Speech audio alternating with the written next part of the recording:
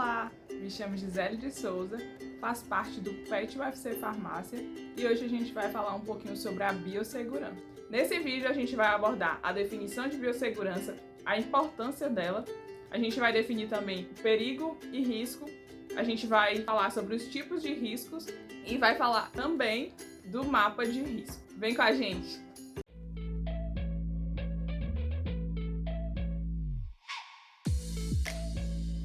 Bom, a gente vai entender agora um pouquinho sobre o que é a biossegurança. A biossegurança é o conjunto de ações voltadas para a prevenção, minimização ou eliminação de riscos inerentes às atividades de pesquisa, produção, ensino, desenvolvimento tecnológico e a prestação de serviços. Ela tem como fundamento básico assegurar o avanço dos processos biotecnológicos e proteger a saúde humana, animal e do meio ambiente. Então a gente vai agora diferenciar o perigo do risco. O perigo é algo estático, ele não varia, ele é visível. A gente tem como exemplo um reagente químico. Por exemplo, o ácido sulfúrico. Ele é considerado um perigo, mas por si só ele não vai apresentar o risco. Já o risco, ele é a probabilidade de ocorrer um acidente, causando danos e denota a incerteza a um evento. A gente tem como risco derrubar o ácido sulfúrico sobre a nossa pele. Isso é considerado um risco. Foram definidos os tipos de riscos, sendo possível caracterizá-los de acidentes ergonômicos, químicos, físicos e biológicos. Riscos de acidente são fatores que colocam o trabalhador em situação de perigo e que podem afetar a sua integridade, bem-estar físico e ou moral. A exemplos, a gente tem um arranjo físico do trabalho inadequado, a probabilidade de incêndios e explosão, máquinas e equipamentos sem proteção. A gente tem os riscos ergonômicos, como qualquer fator que possa interferir nas características psicofisiológicas do trabalhador, causando desconforto ou afetando sua saúde.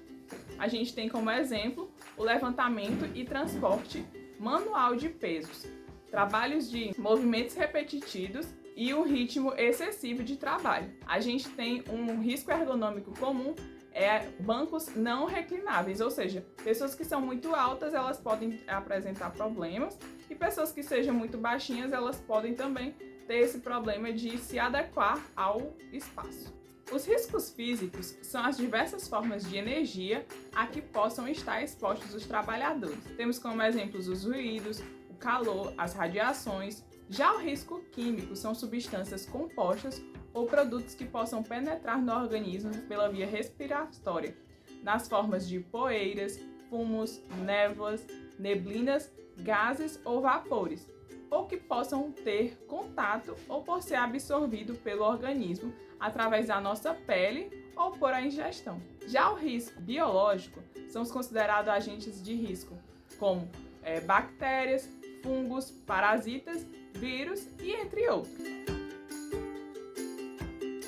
Bom, mas você deve estar se perguntando para que existe essa subdivisão de riscos? Isso tem uma aplicabilidade no mapa de riscos.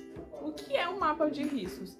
Nada mais é do que uma planta de um laboratório e que se determina em cada local qual o risco e qual o nível de risco deste local. Por exemplo, o risco físico ele apresenta uma cor verde. Para o risco químico a gente tem a cor vermelha. Para o risco biológico nós temos a cor marrom. Para o risco ergonômico nós temos com a cor amarela. E para riscos de acidentes a gente tem a cor azul.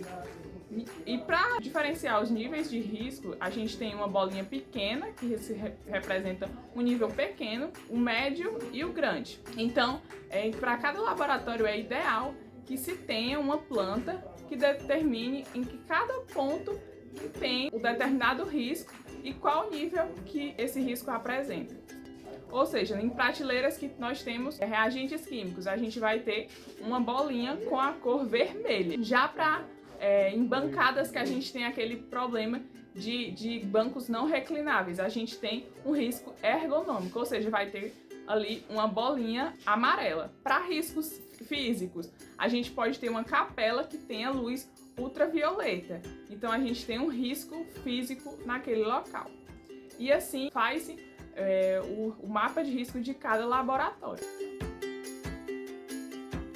Bom, agora vamos entender um pouquinho sobre os níveis de biossegurança. A gente tem o NB1, que representa um risco baixo, e são laboratórios de ensino básico e é necessário a adoção de boas práticas laboratoriais. O nível 2 apresenta um risco baixo a moderado e nós temos esse risco em laboratórios clínicos ou hospitalares de diagnóstico primário e deve-se adotar barreiras primárias e secundárias de proteção.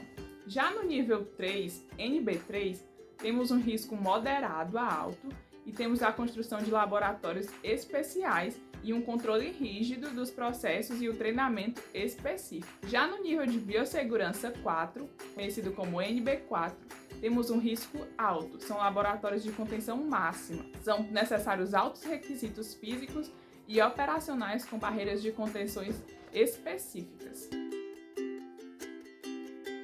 Bom, agora vamos falar um pouquinho sobre as barreiras de contenção. São equipamentos utilizados para minimizar a contaminação no local de trabalho. Temos duas classificações. Os EPIs são equipamentos de proteção individual. É todo dispositivo ou produto de uso individual utilizado pelo trabalhador destinado à proteção de riscos suscetíveis de ameaça à segurança e integridade física e à saúde no trabalho. Eles não devem ser compartilhados pelos trabalhadores, e sim de uso individual. A empresa responsável deve fornecer os equipamentos de proteção individual adequado e tornar obrigatório seu uso. Temos como exemplos de equipamentos de proteção individual, óculos de proteção, máscara, protetores faciais, a touca, o jaleco, luvas, sapatos e os propés. A gente também tem outros, mas isso vai depender do local que você está trabalhando. Agora vamos falar sobre os EPCs, equipamentos de proteção compartilhados. São equipamentos utilizados para proteger o meio ambiente, a saúde e a integridade dos ocupantes de determinada área, diminuindo ou eliminando os riscos de manuseio de produtos como químicos, agentes tóxicos, inflamáveis, micro-organismos e entre outros. A gente tem como exemplos de EPCs, ou seja, equipamentos de proteção compartilháveis, chuveiros de emergência, que são destinados à lavagem da pele, quando estas estão atingidas por grande quantidade de produto químico ou um material biológico, ou ainda quando as vestimentas estiverem em chamas. A gente também pode ter como exemplo os lava-olhos, que são destinados à lavagem dos olhos no caso de terem sido atingidos por produtos químicos ou tóxicos ou ainda um material biológico. Outros exemplos são equipamentos de combate ao incêndio, como os extintores. E além disso, também temos o kit para derramamento de produtos químicos. Eles são utilizados quando se tem um grande derramamento de produto químico e para contenção desses produtos.